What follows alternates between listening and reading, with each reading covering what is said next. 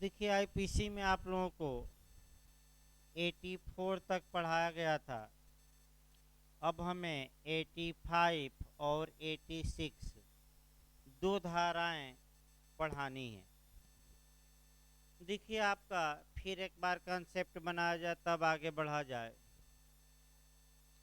Concept ये आपका बनाना है कि अगर मस्तिष्क में दोष के कारण कोई व्यक्ति अपराध करते समय अपराध की प्रकृति को नहीं समझ पा रहा है, या यह कि वह कार्य दोषपूर्ण है या विधि के प्रतिकूल है, समझने में असमर्थ हैं, तो ऐसी दशा में 84 उसे डिफेंस देती हैं, बचाव देती है, अर्थात वह उस अपराध के लिए दंडित नहीं होगा। 84 में जो ये सामान्य नियम दिया गया है, इसी का स्पेशल रूप या विशिष्ट रूप दिया गया है आपका 85 और 86। यानी कि आपका 85 और 86 सेक्शन 84 का स्पेसिफिक रूप है, विशिष्ट रूप है। अगर मस्तिष्क में दोष उत्पन्न हुआ है और मतता के कारण अर्थात मादक पदार्थ लेने के कारण अर्थात नशीला पदार्थ लेने के कारण मस्तिष्क में दोष उत्पन्न हो गया है और तब व्यक्ति कार्य करता है, तो ऐसी दशा में 84 लागू न होकर 85 और 86 लागू होगी। प्रारंभिक कॉमन लॉ में आपका शुरुआती दौर से बताया जाए। प्रारंभ में ये माना जाता था कि यदि व्यक्ति नशे में है और उस दौरान अपराध करता है तो उसे कड़ी से कड़ी सजा दी जानी चाहिए, अर्थात उसे अधिक से अधिक दंड दिया जाना चाहिए। जो पहला केस आता है आपका रेनिंजर वर्सेज फोगोसा। रेनिंजर वर्सेज फोगोसा का केस आता है, जिसमें कि एक व्यक्ति को नशे में अपराध करने के लिए यानी कि नशे में मानव वध करने के लिए मृत्यु दंड दिया गया। अर्थात प्राचीन काल में ये माना जाता था कि जो व्यक्ति नशा करके अपराध करता है उसे और कठोर दंड दिया जाना चाहिए। लेकिन समय बदला और समय के बदलने के साथ साथ समाज का विचार बदला, दंड विधि में भी परिवर्तन हुआ और इसी समय एक मैक्सिम काम करना शुरू की और वह मैक्सिम थी एक्टस नॉन फैसिटरियम नाइसी मेंस सिटरिया। अर्थात मात्र कार्य किसी व्यक्ति को दोषी नहीं बनाता जब तक कि उस कार्य को करने का उसका इरादा न हो। और अगर कोई व्यक्ति उन्मत्त है, नशे में है, मादक पदार्थ लिया है और उस दौरान वह अपराध करता है, तो ऐसी दशा में कानूनन उसे बचाव दिया जाने लगा। जहाँ तक भारतीय विधि है, भारतीय विधि में मतता संबंधी विधि को दो वर्गों में बांटा गया है। एक वर्ग है 85 का और दूसरा वर्ग है 86 का।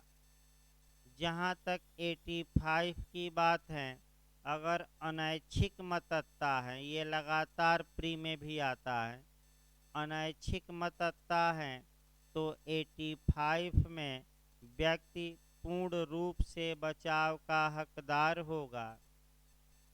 यानी कि किस मतता को पूर्ण रूप से बचाव के रूप में मान्यता प्रदान की गई है, तो 85 में अनैच्छिक मतता यानी कि इच्छा के विरुद्ध मतता को और आंशिक बचाव दिया गया है वह स्वैच्छिक या वॉलेंटली या ऐच्छिक मतदाता। तो स्वैच्छिक मतदाता 86 से कवर होगी। इसमें पूर्ण बचाव न होकर आंशिक बचाव दिया गया है। यानी कि फिर एक बार अच्छे से याद रखिए, अनैच्छिक मतदाता संबंधी विधि 85 में है, जबकि स्वैच्छिक मतदाता संबंधी विधि 86 में है। अब आपका जो बातें 84 में बताई गई हैं लगभग वही शब्द 85 और 86 में रखे गए हैं। यानी कि जो 84 में है ज़्यादातर शब्द वहीं 85 और 86 में मिलेंगे। यानी कि जो बचाव का आधार 84 में था, अगर मत व्यक्ति द्वारा अपराध किया जाता है तो लगभग वही बचाव, वही शब्द भी ज़्यादा दिए गए हैं 85 और 86 में। आइए 85 स्वेच्छा मतदाता अनैच्छिक मतदाता देखा जाए और पहले एक एक शब्दों को आपका मथा जाए। देखिए बेयर एक्ट में क्या शब्द लिखे गए हैं, उन शब्दों पर भी ध्यान देना है कि बेयर एक्ट क्या बताता है। आपका एक एक करके देखिए। आपका ऐसे व्यक्ति का कार्य जो अपनी इच्छा के विरुद्ध मतदाता में होने के कारण निर्णय पर पहुंचने में असमर्थ हैं। देखिए बेयर एक्ट की भाषा, कोई बात अपराध नहीं है जो ऐसे व्यक्ति द्वारा की जाती है जो उसे करते समय मतदाता के कारण उस कार्य की प्रकृति को या यह कि जो कुछ वह कर रहा है वह दोषपूर्ण है या विधि के प्रतिकूल है जानने में असमर्थ है, परंतु यह तब जबकि वह चीज़ जिससे उसको मतदाता हुई थी उसके ज्ञान के बिना या इच्छा के विरुद्ध दी गई है। यानी कि जिस चीज़ से वह मत हुआ था वह चीज़ उसे ज्ञान के बिना या इच्छा के विरुद्ध दी गई है। देखिए आपका बेयर एक्ट को आपका माने डिफाइन किया जाए, अगर व्यक्ति अनैच्छिक मतदाता की हालात में कोई अपराध करता है और मतदाता के कारण वह उस अपराध के नेचर को नहीं समझ पाता या यह कि वह जो कार्य कर रहा है वह रांगफुल है या अनलॉफुल है ये समझने में असमर्थ है, तो यही शब्द आपका कह सकते हैं कि 84 में भी दिए गए हैं और यही तीनों शब्द 85 में भी। लेकिन 85 कब बचाव देगी, जब जिस कार्य से वह मत, जिस पदार्थ से वह मत हुआ है या तो उसके ज्ञान के बिना या इच्छा के विरुद्ध दिया गया हो। ज्ञान के बिना और इच्छा के विरुद्ध ये जो दोनों शब्द हैं यह एक नहीं है, ये अलग अलग है। ज्ञान के बिना का मतलब, एक उदाहरण देखिए, एक व्यक्ति को गिलास में पानी पीने के लिए दिया गया और उसी में मादक पदार्थ मिला दिया गया। वह व्यक्ति पानी पिया, मादक पदार्थ भी पी लिया। ये बताया ही नहीं गया कि तुम्हें मादक पदार्थ भी पिलाया जा रहा है। यह कहा जाएगा नॉलेज के बिना या ज्ञान के बिना। और इच्छा के विरुद्ध का मतलब ये हुआ कि जबरदस्ती, यानी कि उस व्यक्ति को मादक पदार्थ लेने की इच्छा नहीं है, लेकिन आपका किसी दूसरे व्यक्ति ने बलपूर्वक या कह सकते हैं कि जबरदस्ती या उसके इच्छा के विरुद्ध, डिजायर के विरुद्ध उसको मादक पदार्थ पिला दिया या खिला दिया और वह व्यक्ति मत हो गया और मतता के दौरान अपराध किया, और जब अपराध कर रहा है तो वह न तो कार्य का नेचर समझ पा रहा है, न ही यह समझ पा रहा है कि वह कार्य दोषपूर्ण है या विधि के प्रतिकूल है, तो ऐसी दशा में वह पूर्ण बचाव का हकदार होगा। यानी कि 85 में अनैच्छिक जो मतत्ता है वह एब्सोल्यूट डिफेंस देगी, पूर्ण बचाव देगी आपका। और इसमें जो केस आता है वह case director of public prosecution बनाम बियर्ड का, director of public prosecutor versus beard का केस आता है।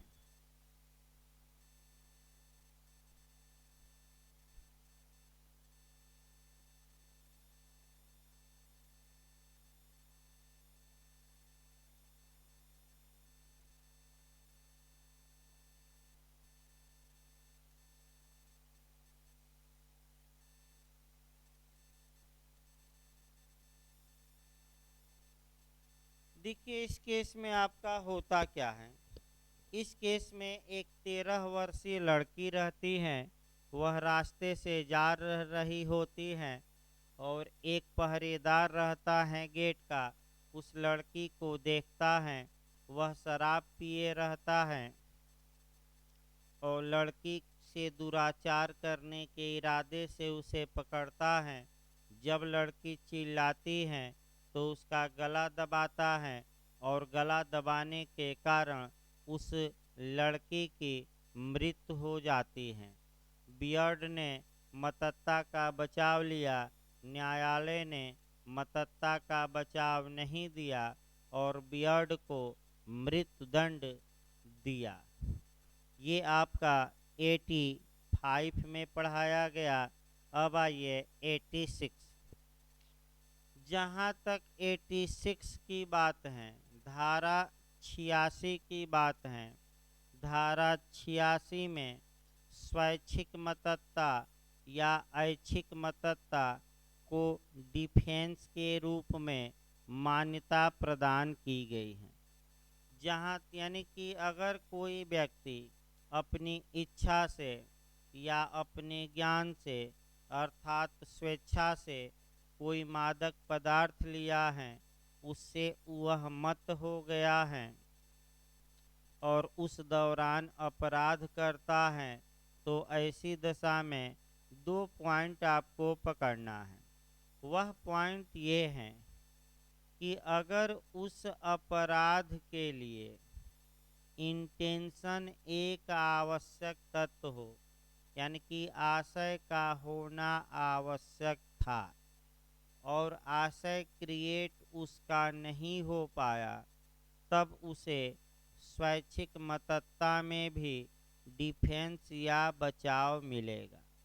लेकिन जहाँ तक नॉलेज की बात है, ज्ञान के मामले में उसे बचाव नहीं मिलेगा और ये माना जाएगा कि वह नॉलेज रखता था। यानी कि शॉर्टकट में अगर कहा जाए तो आशय के मामले में डिफेंस मिलेगा, लेकिन नॉलेज के मामले में डिफेंस नहीं मिलेगा। अतः 86 पूर्ण बचाव नहीं देती, बल्कि सीमित बचाव देती हैं, इंटेंशन के मामले में बचाव देती हैं, नॉलेज के मामले में कोई बचाव नहीं देती। और ये माना जाता है कि व्यक्ति को ज्ञान था, भले ही उसे उस बात का ज्ञान न हो। आइए देखा जाए, पहले बेयर एक्ट के शब्द देखे जाएं। देखिए बेयर एक्ट में क्या कहा गया है। किसी व्यक्ति द्वारा जो मतत्ता में है किया गया अपराध जिसमें विशेष आशय या ज्ञान का होना अपेक्षित है। उन दशाओं में जहाँ की कोई किया गया कार्य अपराध नहीं होता, जब तक कि वह किसी विशिष्ट ज्ञान या आशय से न किया गया हो। कोई व्यक्ति जो वह कार्य मतता की हालत में करता है, इस प्रकार बरते जाने के दायित्व के अधीन होगा, मानो उसे वही ज्ञान था जो उसे होता यदि वह मतता में न होता। जब तक कि वह चीज़ जिससे उसे मतता हुई थी उसके ज्ञान के बिना या उसकी इच्छा के विरुद्ध न दी गई हो। इसका मतलब ये हुआ कि स्वैच्छिक मतता 86 में है। फिर एक बार देखिए, अगर किसी अपराध के लिए विशिष्ट इंटेंशन या नॉलेज एक आवश्यक तत्व है, और अगर स्वैच्छिक रूप से व्यक्ति मत हुआ है और इंटेंशन ऐसी दशा में वह मत हुआ है स्वैच्छिक रूप से, तो आशय के मामले में उसे डिफेंस मिलेगा। लेकिन जहाँ तक नॉलेज की बात है, ये मानेगा कानून कि उसे नॉलेज था। ये माना जाएगा कि जिस प्रकार बिना मत व्यक्ति को नॉलेज होता है, वही नॉलेज उसे था। यानी कि स्वैच्छिक मतता आशय के मामले में डिफेंस देगी, ज्ञान के मामले में कोई डिफेंस नहीं देगी। आइए इस पर जो केस आता है, आर बनाम मीड का केस आता है। आर बनाम मीड का केस आता है। आपका अगला केस जो है आर बनाम लिपमैन का केस आता है। यानी कि आर बनाम मीड, आर बनाम लिपमैन।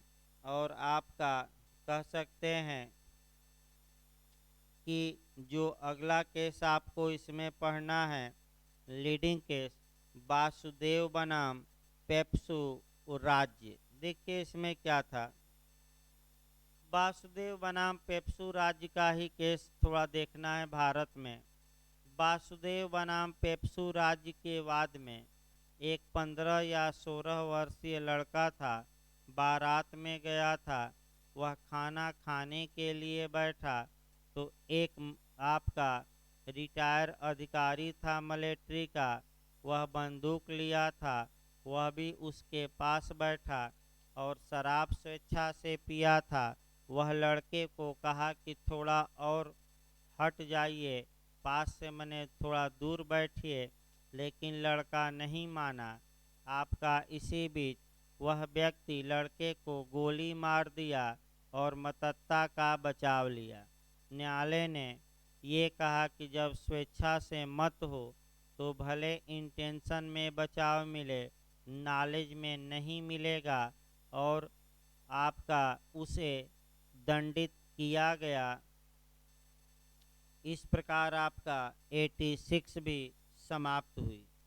अब आइए कंसेंट। कंसेंट देखा जाए, यानी कि अगली धाराओं से भी क्वेश्चन या तो समस्यात्मक बनता है या समस्या दे देता है। ज़्यादातर इधर समस्या बनती है, यानी कि सम्मति।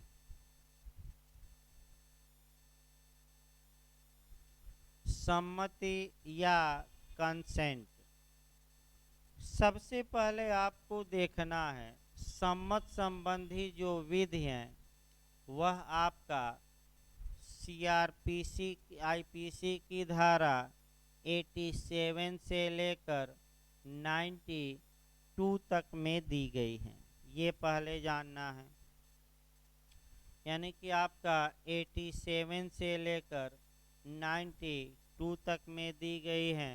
और इस समय आपका जब भी आप सम्मत पढ़िए तो आपका कौन कौन सी धाराएं को रिलेट करना है और कौन कौन कानून। तो पहले हम संविदा अधिनियम में सम्मति बताएंगे। संविदा अधिनियम के बाद आपका टाट या अपकृत विधि में थोड़ा सम्मति देखना है, फिर सम्मति आपका संविधान में देखना है कि कॉन्स्टिट्यूशन में क्या नियम है, फिर आपका कह सकते हैं कि आईपीसी में तो पढ़ा ही जाएगा, लेकिन संविधान नियम में थोड़ा देख लेना है। 13 से लेकर 22 तक देखना है। टाट में सेक्शन है नहीं, ऐसे ही देखना है। और संविधान में देखना है आपका आर्टिकल 13 में देखना है, आर्टिकल 13 में। देखिए, जहाँ तक सम्मति शब्द की बात है, अब पहला क्वेश्चन ये उठता है कि सम्मति को या कंसेंट को आईपीसी में डिफाइन किया गया है कि नहीं। तो सम्मति शब्द को या कंसेंट शब्द को आईपीसी में कहीं भी परिभाषित नहीं किया गया है। तो सम्मति होती क्या है? तो सम्मति का मतलब आप बताएंगे कि जब कोई व्यक्ति दूसरे व्यक्ति या व्यक्तियों द्वारा किए गए क्षति को बर्दाश्त करने की रजामंदी देता है या बर्दाश्त करने की अनुमति देता है, तो उसी को आपका सम्मति कहा जाता है।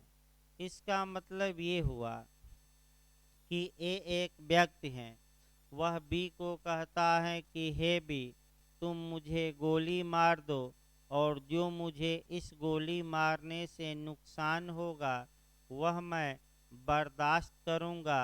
तो हम कहेंगे कि ए ने बी को कंसेंट या सम्मति दी है, ये कहा जाता है। सम्मति इसलिए बचाव है क्योंकि मैक्सिम भी चलती हैं, वालेंटी नॉन फिट इंजुरिया, अर्थात जो सम्मति देता है उसे कोई क्षति नहीं होती, यानी कि वालेंटी नॉन फिट इंजुरिया। ये यूपीजे में पिछली बार आया था, 87 में बताया जाएगा अभी। वालेंटी नॉन फिट इंजुरिया।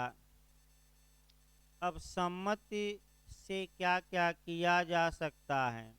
आपका पहला, कॉन्ट्रैक्ट में देखा जाए, संविदा अधिनियम में आपका सम्मति के बारे में जो प्रावधान है वह सेक्शन 13 से लेकर 22 तक है, और स्पष्ट रूप से ये बात बताई गई है, सम्मति की परिभाषा दी गई है सेक्शन 13 में, और बताया गया है कि जब दो या दो से अधिक व्यक्ति एक बात पर एक भाव में, यानी कि same things and same sense में सम्मत होते हैं, तो हम कहते हैं कि उनके बीच सम्मति ने जन्म लिया। ये आपका सेक्शन 13 है। सम्मत स्वतंत्र होनी चाहिए। स्वतंत्र या फ्री कंसेंट की परिभाषा सेक्शन 14 में दी गई है। अब कब फ्री कंसेंट नहीं होगा ये बताया गया है 14 में, नकारात्मक रूप से, यदि धारा 15 में प्रपीड़न, 16 में असम्यक असर, 17 में कपट, 18 में मिथ्या व्यपदेशन या 20, 21, 22 में मिस्टेक या भूल के अधीन कंसेंट पाई गई है, तो वह स्वतंत्र सम्मति नहीं होगी। ये कॉन्ट्रैक्ट में आया। टाट में देखिए, अपकृत विधि में भी या दुष्कृत विधि में भी आपका कंसेंट पढ़ना रहता है। वालेंटी नॉन फिट इंजुरिया, यानी कि जो सम्मति देता है वह मुआवजा पाने का हकदार नहीं होगा, क्योंकि सम्मति से किए गए क्षति को कानून अपकृत विधि में क्षति नहीं मानता। जहाँ तक संविधान की बात है, आपका कॉन्स्टिट्यूशन में आपका अब ये समस्या आती है कि क्या कोई व्यक्ति अपनी स्वतंत्र सम्मत से मूल अधिकारों का वैभीयर या अभित्याग कर सकता है कि नहीं, तो आप कहेंगे कि नहीं कर सकता। यानी कि सम्मत से मूल अधिकारों का अभित्याग या वैभीयर या अभित्यजन भारत में संभव नहीं है। अब देखा जाए आपका सम्मत के बारे में या कंसेंट के बारे में आपका आईपीसी क्या कहती है। देखिए, आपका सम्मत के बारे में थोड़ा सतर्क रहना है। सम्मत आईपीसी में बचाव है, लेकिन पूर्ण बचाव नहीं है। संपत्ति संबंधी अपराधों में यह पूर्ण बचाव है, जैसे चोरी हुआ, एक्सटॉर्शन हुआ, लूट हुआ यानी कि राबरी हुई, डकैती हुई। तो जो प्रॉपर्टी संबंधी ऑफेंस हैं उसमें पीड़ित की अगर फ्री कंसेंट थी, स्वतंत्र सम्मत थी, तो अभियुक्त बचाव का हकदार होगा। लेकिन मानव शरीर के विरुद्ध अपराधों में सम्मति सदैव बचाव नहीं देती है, लेकिन आपका अपराध की मात्रा को कम जरूर कर देती है। आइए एक उदाहरण पहले देखा जाए। आपका फिर एक बार देखिए, शरीर संबंधी शरीर के विरुद्ध अपराधों में सम्मति पूर्ण बचाव नहीं देती है। इसको देखने का प्रयास करिए। जैसे ए और बी हैं और ए बी सम्मत देता है ए को कि हे ए, तुम मुझे गोली मारकर मेरी हत्या कर दो, और ए बी की रजामंदी से बी की हत्या कर देता है, तो ऐसी दशा में कानून ए को पूर्ण बचाव नहीं देता। हाँ, इतना हो सकता है कि अगर बी की एज 18 वर्ष से अधिक है तो ए आपका आईपीसी की धारा 302 के तहत दंडित न होकर 304 के तहत दंडित होगा। इसका मतलब ये हुआ कि हत्या और घोर उपहत्या के मामले में, यानी कि मर्डर और ग्रीवियस हर्ट के मामले में सम्मति बचाव नहीं देती, लेकिन अपराध की जो श्रेणी है उसको जरूर कम कर देती है। अर्थात इसका मतलब हुआ कि अपराध की जो श्रेणी है गंभीर से साधारण जरूर कर देती है। इसी में आपको आपका एक्टिव यूथेनेसिया और पैसिव यूथेनेसिया भी देखना है। इसी से कवर होगा सम्मत से, और आपका पैसिव यूथेनेसिया या इच्छा मृत्यु या सुख मृत्यु या इच्छा मृत्यु को भी हमें कवर करना है।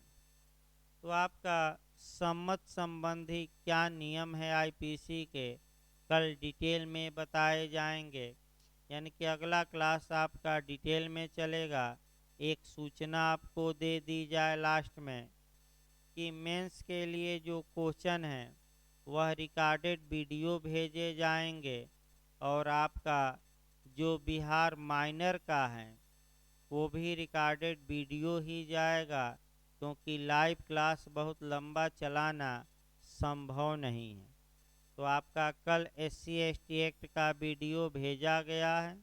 आपसे अनुरोध है कि आप माइनर लाइव क्लास में न पढ़कर वीडियो के माध्यम से पढ़ लीजिए, और जल्द ही माइनर पढ़ाते हुए लिखवाया जाएगा, और आपका CRPC कुछ लिखवा दिया जाए तब आईपीसी का मेंस का क्वेश्चन लिखवाया जाएगा। और आप घर बैठे ईयरफोन लगाकर लिख लीजिए। उससे ये फ़ायदा होगा कि आपका एक बार कह सकते हैं कि लिखेंगे अपने से तो तैयार जल्दी होगा। धन्यवाद।